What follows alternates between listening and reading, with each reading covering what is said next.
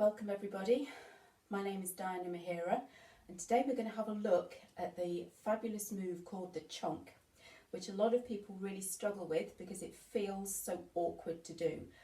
It's a really fabulous move, kind of made famous by the amazing Souheir Zaki, and if you don't know who she is, Google her or YouTube her because she's a fabulous dancer.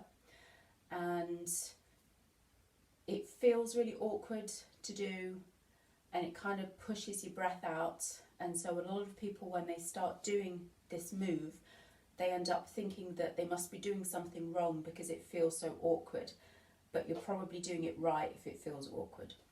And the main thing to make sure you do with a chonk is to keep your legs strong. So when you have the landing, you do not soften the knee any further than it is. You want to start off with nice strong legs that are not locked, so don't do that. Keep your posture good, nice soft movement in your knee to allow a little bit of bounce as you land, but don't bounce any further because then you lose the movement in the hip area. So keep your posture good, shoulders rolled back, hips tucked in, belly in. The second thing to make sure you do with a chonk is keep your ankle height the same throughout the movement.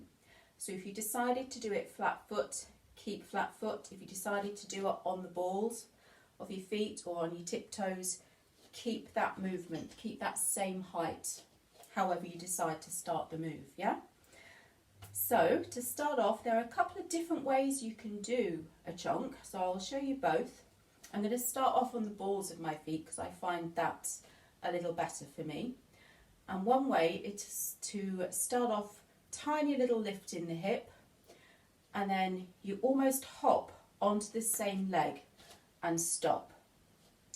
So tiny little lift on the opposite side, hop onto that leg. So if you notice, when I land, I've got that little lift to pick my foot off the floor and then hop onto it, keeping the leg relatively straight. So when you do that in succession, you get, yeah?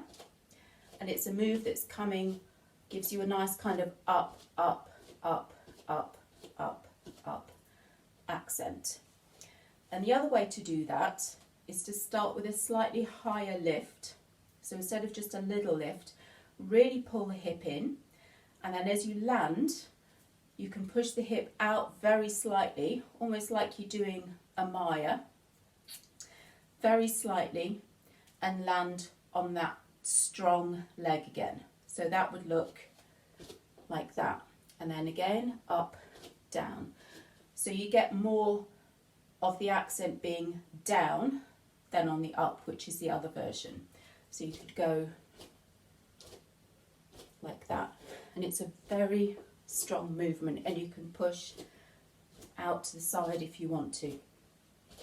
But make sure you keep your ankle height the same throughout. So if I go back to the first chonk, that one's nice because it's quite quick and it allows you to have quick accents. And the other one gives you, you can still do it quite quickly, but they kind of end up looking very similar. But the second type of chonk I showed you is very good if you wanted to give an accent just on one hip. So you could travel to the side just with the accent, chonk, chonk, chonk, chonk, yeah? Even if it was just one go. So I hope you enjoyed that and I hope you can practice that and it makes a little bit more sense now. So please like and subscribe if you like what you see, and take care. I'll see you again soon.